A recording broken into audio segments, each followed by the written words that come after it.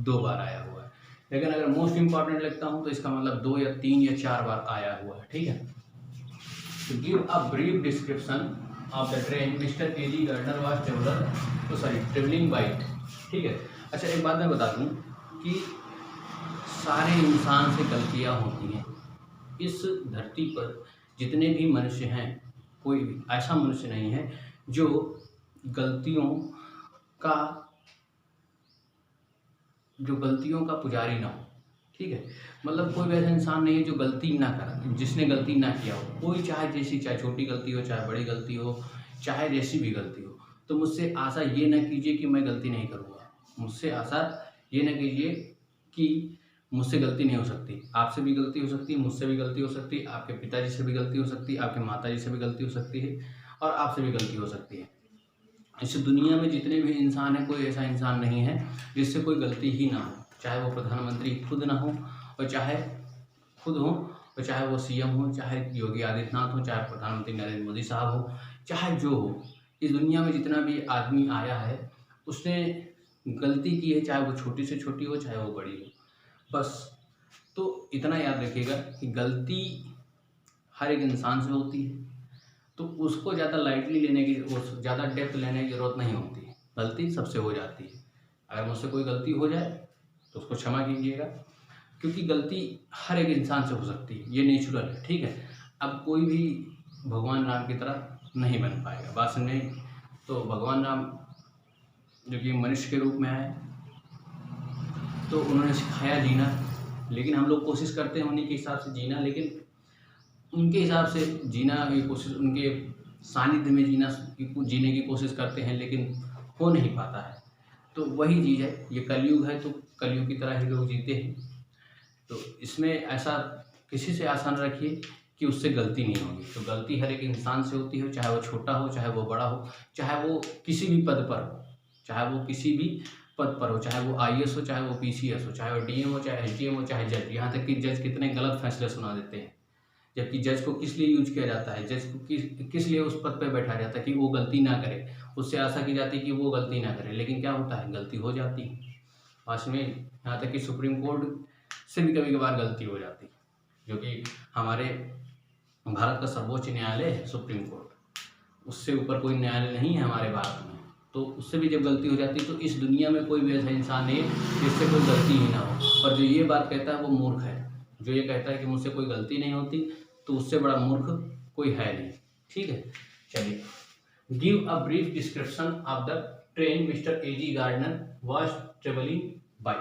मतलब ब्रीफ का मतलब होता है एक शॉर्ट मतलब ब्रीफ मतलब होता है शॉर्ट। ठीक है, डिस्क्रिप्शन मतलब कि समझाइए। ठीक है, डिस्क्रिप्शन कीजिए ऑफ द ट्रेन, जिस ट्रेन से वो क्या कर रहे थे, ट्रेवल कर रहे थे, उसके बारे में बताइए। ठीक है, एजी गार्डनर। तो द ट्रेन वाज, मैंने बताया था, मैंने जब समरी ऑफ द लेसन बताया था तो क्या बताया था, जो ट्रेन थी वो बहुत धीरे चल रही थी। कल भी मैंने बताया कि अ ट्रेन कौन सी थी, a train is moving very slow pace का एक वर्ड बताया था मैंने, वर्ड मीनिंग का। एंड ल्यूजरी ट्रेन मतलब कि बहुत धीरे से चलने वाली ट्रेन, है ना। तो उसी के बारे में क्या कहते हैं, the train was moving very slow pace, slow speed या पेस भी लिख सकते हैं। एंड हॉल्टिंग मतलब होता है रुकना, हॉल्ट मतलब क्या होता है, रुकना। ठीक है, एट एवरी सब अर्बन मतलब आपको पता ही, मैंने बता दिया है। सब अर्बन का मतलब होते हैं, आप जानते हैं, क्या जानते हैं, कि शहर के जो पास वाले क्षेत्र होते हैं उनके पास। स्टेशन, इट्स सीन मतलब होता है अपीयर होना, प्रतीत होना।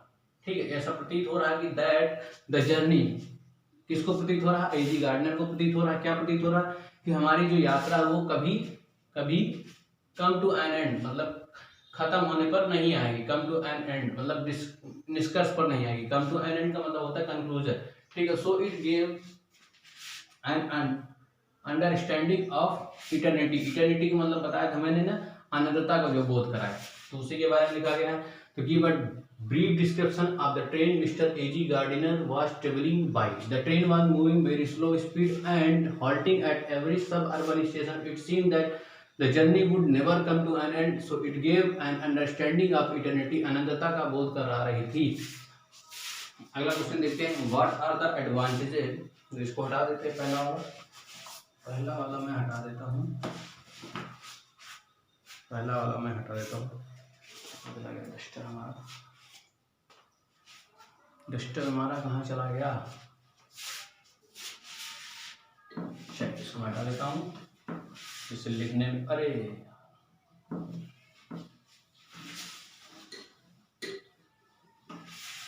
चलिए बोर्ड तो कुछ खाली खाली सा दिखा। What are the advantages of traveling alone in railway coach?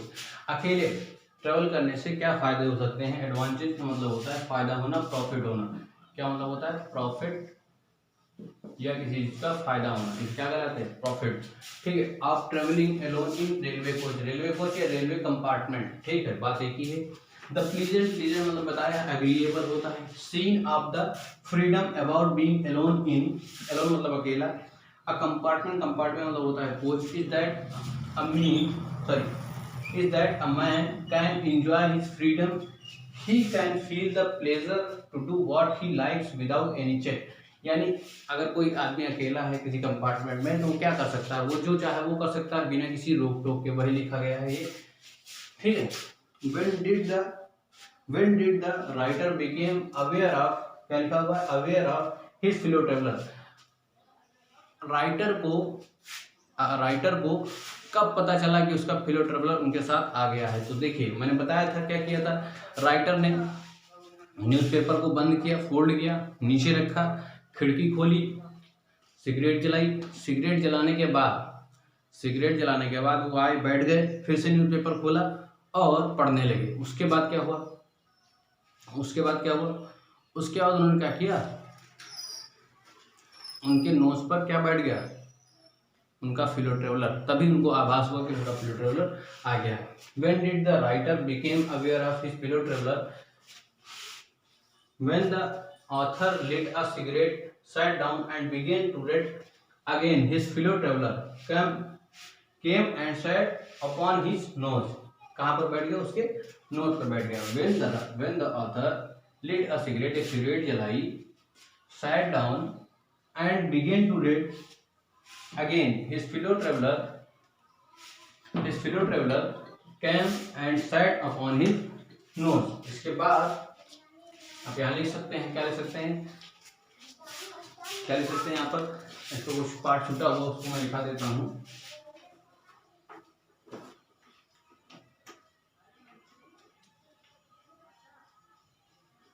It was then, ये तब हुआ, it was then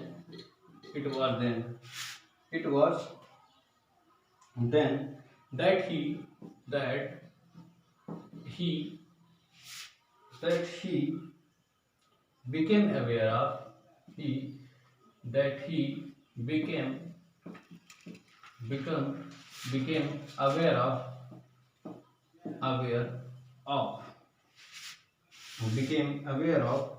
became aware of his fellow traveler, है ना? ठीक, his fellow traveler।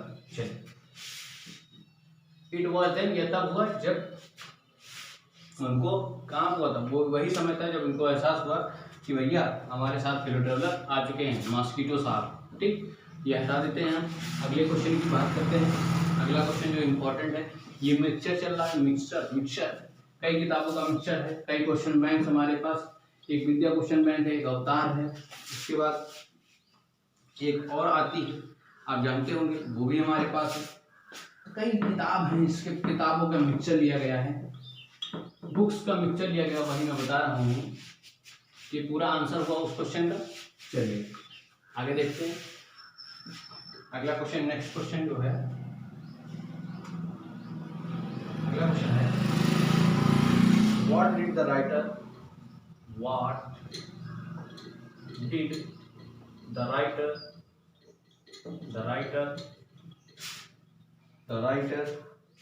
what did the writer do when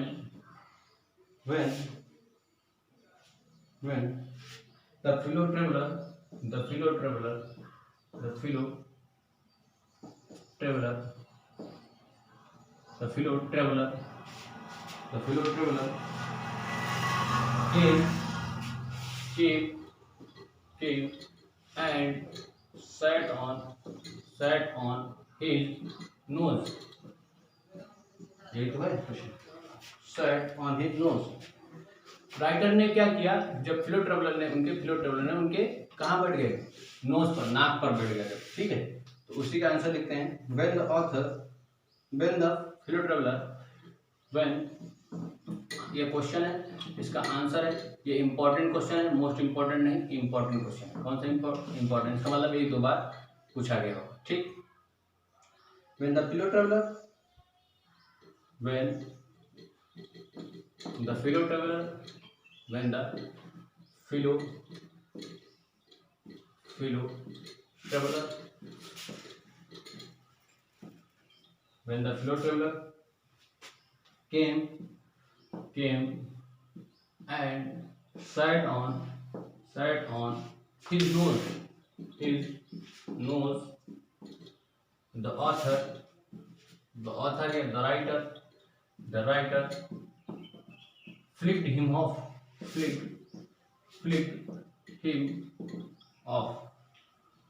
ठीक। तो जब ये क्या लिखा हुआ, क्वेश्चन लिखा हुआ है, क्या लिखा हुआ है, what did the writer do, writer ने क्या किया, जब फिलो ट्रेवलर ने कहाँ बैठ गए, उनके राइटर के नाक पर जब बैठ जाता है तो राइटर ने क्या किया, when the फिलो traveller came and sat on his nose, the writer flicked him of, writer ने क्या किया, उसे हल्का सा प्रहार कर दिया, ठीक है।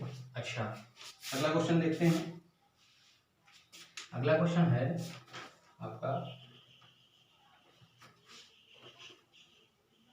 जो मोस्ट इंपॉर्टेंट क्वेश्चन होगा। चलिए अगला question, what did the author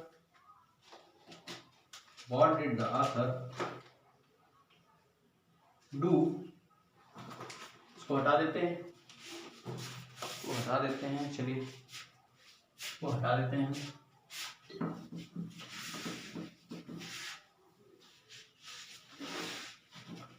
कुछ बच्चों की शिकायत आई कि सर मुझे दिखता नहीं है तो चश्मे लगवा लो भैया।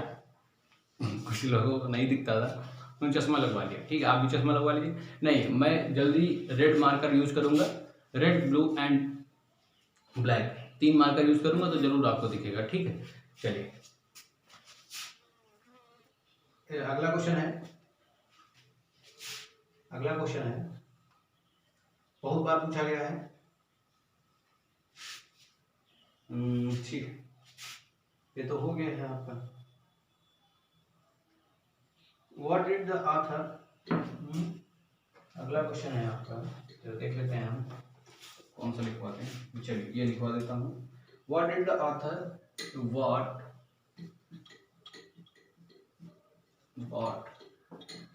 डिड द राइटर या ऑथर, जो भी लिखना चाहें आप लिख सकते हैं। व्हाट डिड द ऑथर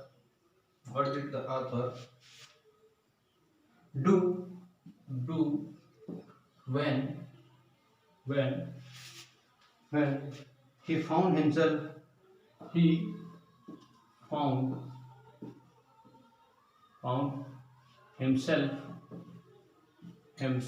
मतलब स्वयं को, so helpless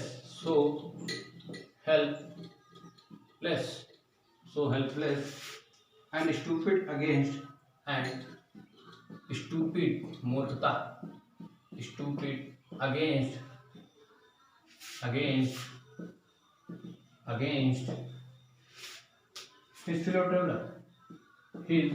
fellow traveler,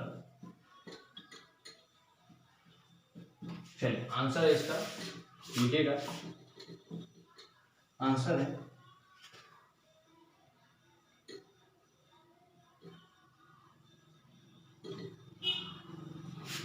The writer began to think.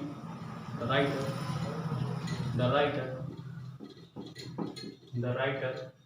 began to think that the fellow traveler the fellow traveller actually they नहीं चलिए पूरा लिख देते हैं। द फेलो ट्रेवलर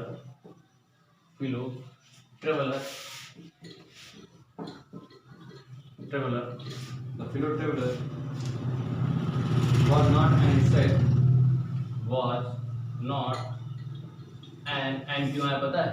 क्योंकि यहाँ आगे आप वोवेल होने वाला है। इंसेक्ट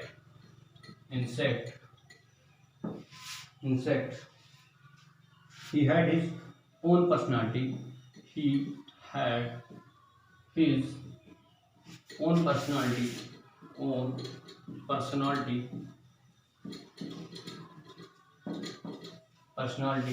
है ना, his own personality and an intelligent mind and फिर आ गया intelligent mind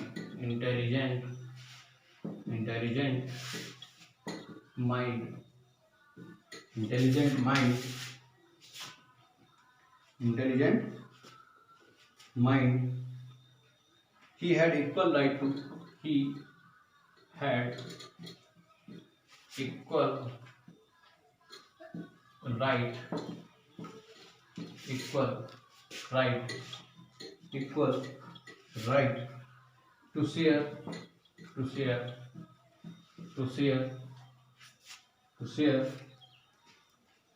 and occupy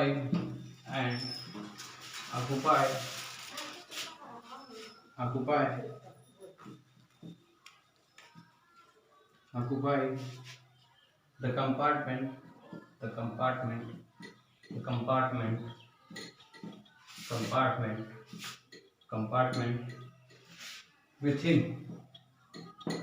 एक बार इसको पढ़िए जरा। और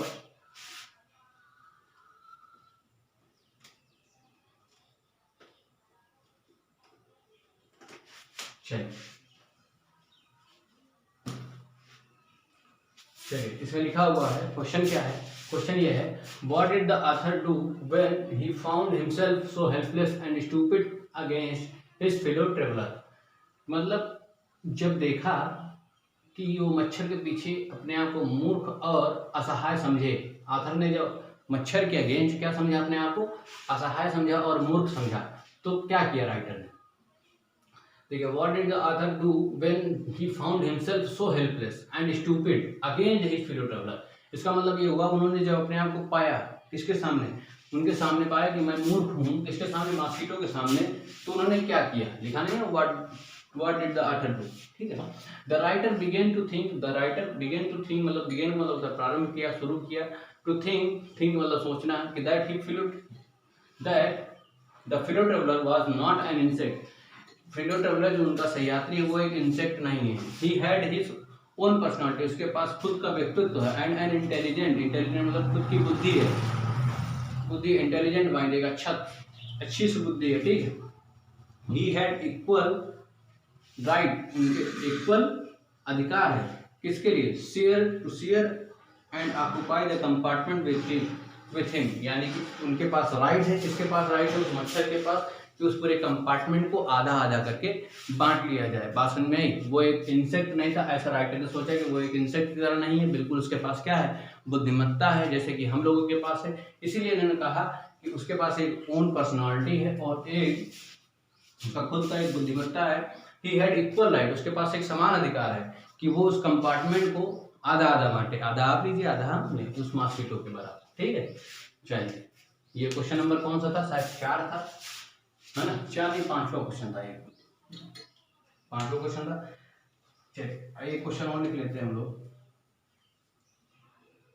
कि बहुत बार पूछा गया है, चलिए मोस्ट इंपॉर्टेंट क्वेश्चन होगा। उसके बाद हम लोगों का चैप्टर 1-2 क्वेश्चन बचे होंगे, उनको आगे करा देंगे। उसका वोकैबुलरी वाला पार्ट होगा, उसके बाद हमारा पार्ट चैप्टर 2 क्लियर हो जाएगा पूरे तरीके से, ठीक है।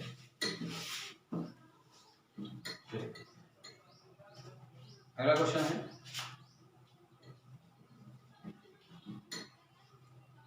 मैग्नेनिमिटी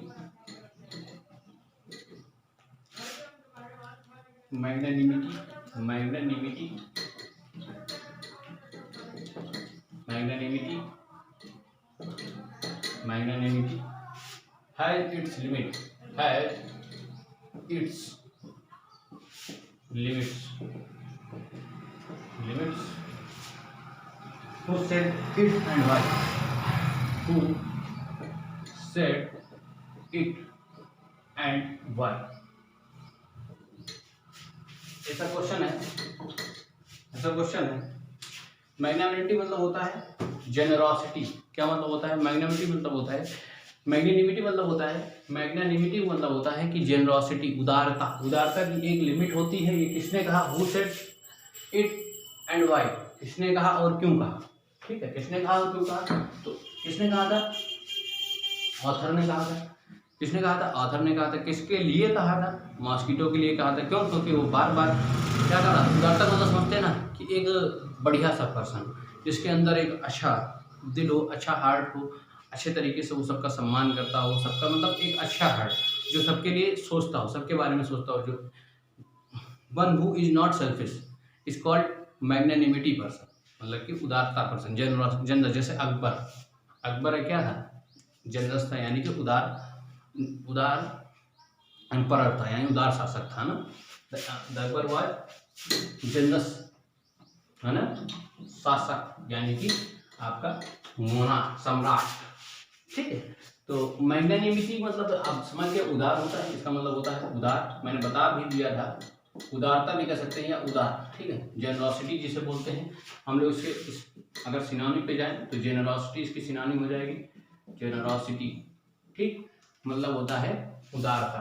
ठीक, चलिए हम लोग इस क्वेश्चन पे आते हैं। क्वेश्चन पे क्या लिखा हुआ है? क्वेश्चन लिखा हुआ है magnanimity has it's limits, who said and why.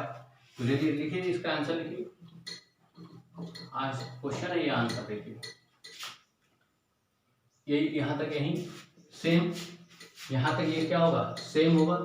ठीक, आगे लिखते हैं। These words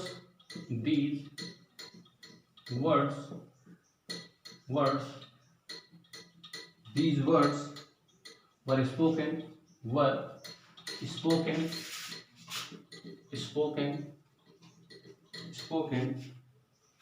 by the author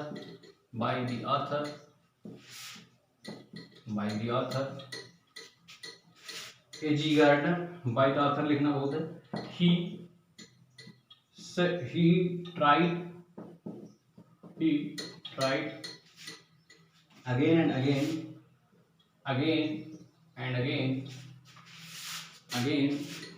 again, bar bar, again and again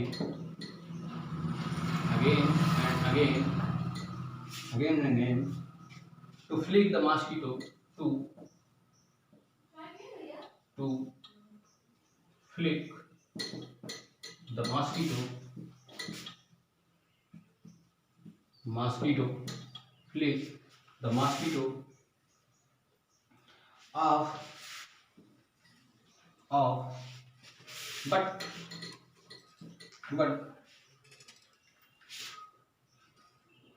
mosquito, but it disturbed him,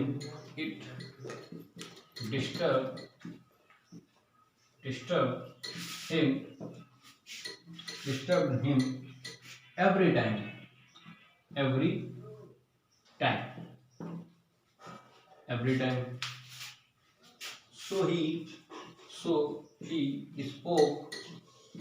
speak की सेकंड फॉर्म, spoke। ठीक है, spoke these words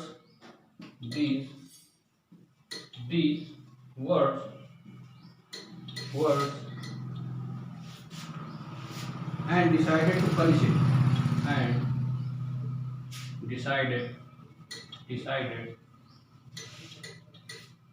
decided to punish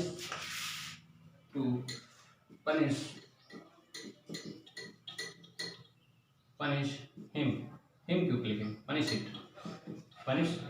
चलिए, क्या लिखा हुआ है जरा देखिएगा, यहाँ से लिखेंगे आप लोग। मैग्नानिमिटी हैज इट्स लिमिट्स, यहाँ तक सेम रहेगा। Magnanimity has its limit. These words, ये शब्द किसके द्वारा बोले गए? Were spoken by the author के द्वारा बोले गए। उसके बाद he tried again again and again to flick the mosquito, बार बार मारने का प्रयास कर रहे थे ऐसे, हल्का प्रहार क्या कहलाता है, फ्लिक कहलाता है। Again and again the mosquito of, flick देखिए कहाँ फ्लिक कहाँ ऑफ, दोनों एक चीज क्या होती है, दोनों एक क्या होती है, ये प्रीपोजिशन है, ये दोनों एक साथ लिखे जाते हैं, लेकिन इसके बीच में क्या आ गया, नाउन आ गया। जब भी आप लिखेंगे ऐसा नाउन बीच में आना ही चाहिए। The mosquito of but it disturbed him every time, उसने क्या किया, डिस्टर्ब किया, किसको डिस्टर्ब किया, मॉस्किटो ने गार्डनर को बार बार क्या किया, डिस्टर्ब किया। सो ही स्पोक, इसलिए उन्होंने बोला, क्या बोला, दीज वर्ड्स, जो इन्होंने ये शब्द जो बोले, किसने बोला, राइटर ने बोला। डिसाइडेड टू पनिश इट, और ने डिसाइड किया कि इसे क्या देंगे, दंड देंगे बाद में। तो ये क्वेश्चन एंड आंसर हुए। अब यहाँ से हम लोग अगली क्लास में देखेंगे जो क्वेश्चन एंड आंसर बचे होंगे या फिर लगभग खत्म कर चुके हैं। मोस्ट इंपॉर्टेंट और इम्पॉर्टेंट क्वेश्चन मैंने खत्म कर दिया है। आपकी तरफ से जो डाउट आएगा आप लिख दीजिएगा, मैं जरूर अगले नेक्स्ट वीडियो में जरूर मैं बताऊंगा। ठीक है, चलिए धन्यवाद, जय हिंद, बाय।